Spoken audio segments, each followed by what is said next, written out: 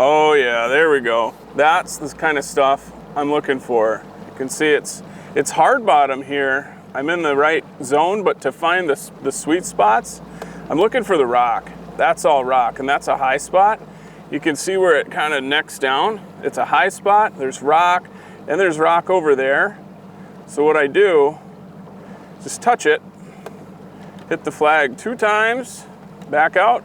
I've got a waypoint on that, so I know exactly where that rock is. Yeah, so what I'll do before I even make a cast or take a rod, pick a rod up, is I'm gonna drive a spot. I'm gonna kind of grid it out, if you will. I have a sense that there's a point here, so I wanna kind of zigzag around on this point and find where the sweet spots are. Find the high spots, find the rock, kind of go back and forth, crisscross it, and drop some waypoints. So when I'm fishing, I'm casting at those waypoints. I know, I can see, these are my eyes underwater.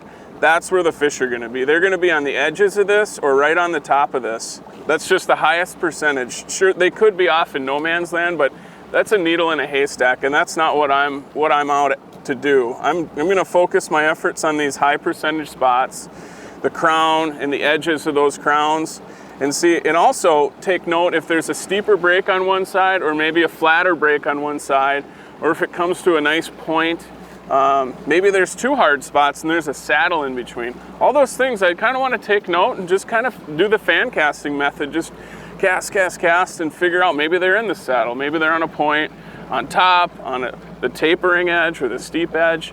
You don't know. Every day is different.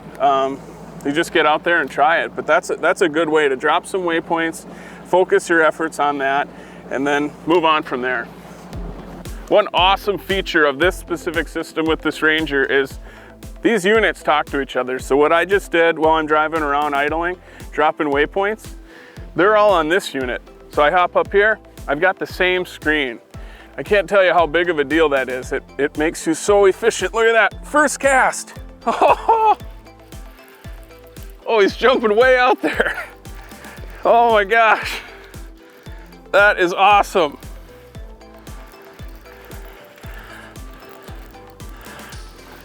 One thing I hadn't really mentioned while I was driving there is, oh, it's a big one too.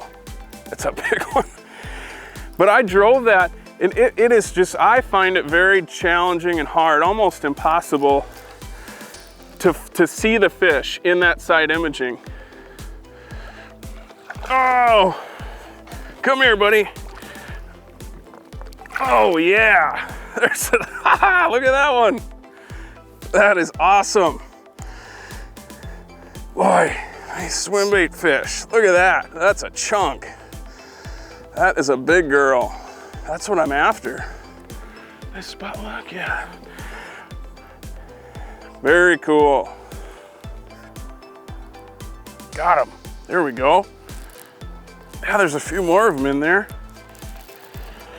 Boy, it's cool. It's just, this is a classic deal. I've got a hump just out. It's surrounded by 15 to 20 feet of water, and it comes up to actually about 3 feet. There's a better one.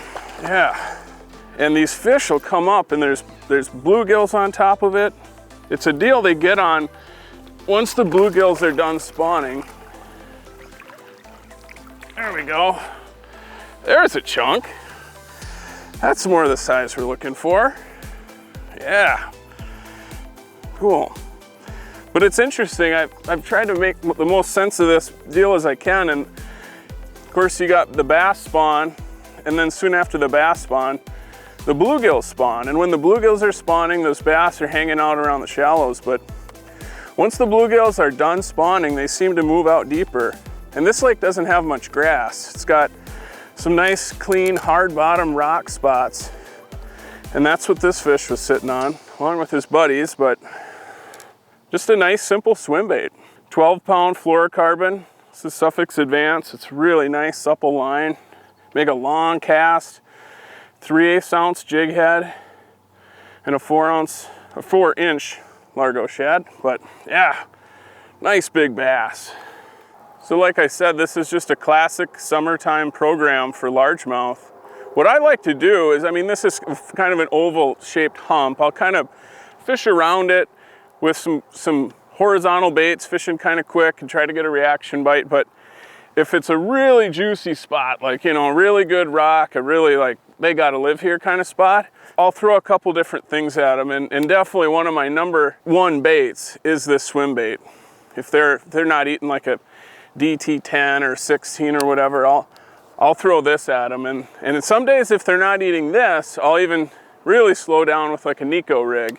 Those are my top 3 baits that I've found that work well for me with this kind of a program, these hard bottom spots. It's surrounded by deeper, softer bottom, and the fish just pull up. Hard bottom just draws in bait, so there's food, and where there's food, there's bass.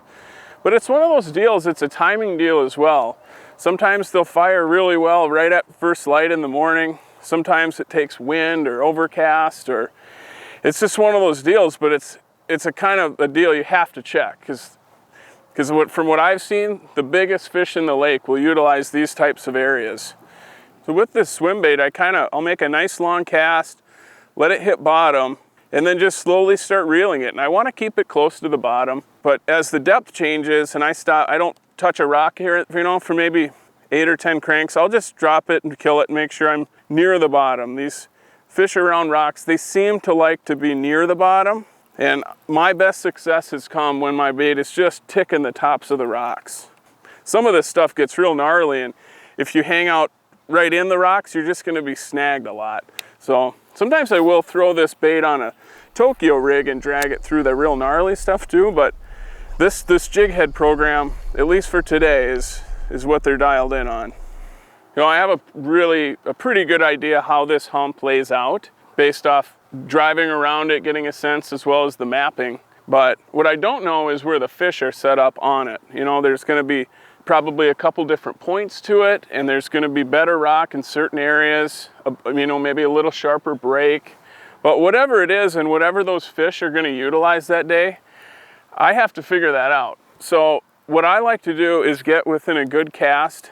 This specific hump, I can cast over it and kind of work it pretty good. So I got a little ways off it where I can cover it with a good cast. And I'm going to start by fishing the outside edge of it on the left side. So maybe I kind of think of that as 12 o'clock. My next cast is going to be 12:30, 1, 1:32. And I want to fan cast it, but I want to do it methodically and with some efficiency. And that way, when I get a bite, I kind of make a mental note that that's the cast I want to make again. Pick something out on the shoreline, and with the advantage of having an Ultrex and having spot lock, it makes this very, very simple, you know, and you can really be focused and be efficient.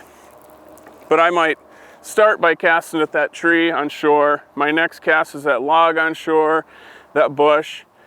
But I want to figure out where those fish are set up. Some days maybe they're all over it, but a lot of times they're going to be maybe off the deep edge on this left side, whether it's a steeper break or there's better rock, the bluegills are over there, shad or whatever. So that's just kind of my approach to cover that and figure out where the fish are set up. And it helps me repeat that cast, because a lot of times these fish will be schooled up and they're maybe schooled up kind of tight. And I want to stay on those fish and just keep casting and catching until I wear them out. And at that point, I'd probably maybe cast around a little bit, but even then just switch baits. Sometimes it's as simple as switching baits. After playing with swim baits over the last few years, I've tried lots of different setups, different line from braid to fluoro to heavier rods, shorter rods, longer rods, you name it. I've kind of played around. I've heard and read a lot from other guys, and this is what I've settled on, and I think this is what a lot of guys kind of lean towards for this type of deal with a 4-inch swim bait. This is 12-pound fluorocarbon, just straight fluorocarbon. It's Suffix Advance. It's super limp and supple. It casts really nice. It's abrasion resistant. You know, I'm casting it around a lot of rock, and it'll handle that. You know, if you get some big nicks in your line, you always want to retie. But anyways, so 12-pound fluoro. This is a 7.3 medium action with a moderate tip. So it kind of loads up, not quite like a glass rod or a crankbait, but it's not a super fast tip. But what I like to do when I do get a bite with the swim bait is reeling along, you feel them bite, you keep reeling and you just kind of lean into them. I don't want to do a real violent hook set. A lot of times you'll pull that bait right out of their mouth. But with this system, it's similar to a crankbait or with treble hooks, is you don't want to pull it out of their mouth. They're coming up behind it. When you feel the bite, you just kind of keep reeling and lean into them rather than just really an aggressive hook set. So this is what works for me. 7.3 medium, kind of a moderate action with 12-pound fluoro. And it's a super simple deal. It's a jig head and a swim bait. You know, one of the advantages of a swim bait is the versatility of it, in the sense that you can reel it at any depth, you know, in the water column. You can keep it high in the water, middle of the road.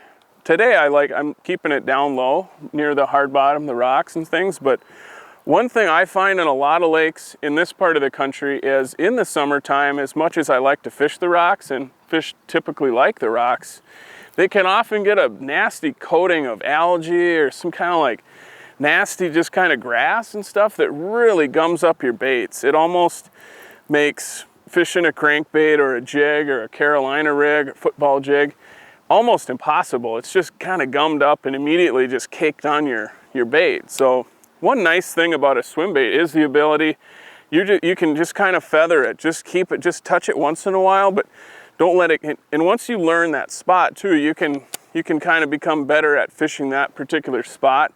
You know, as you know, you're going to get towards the break, you can slow your retrieve and just kind of mirror that break, and keep it just above the rocks. And oftentimes that's a huge advantage.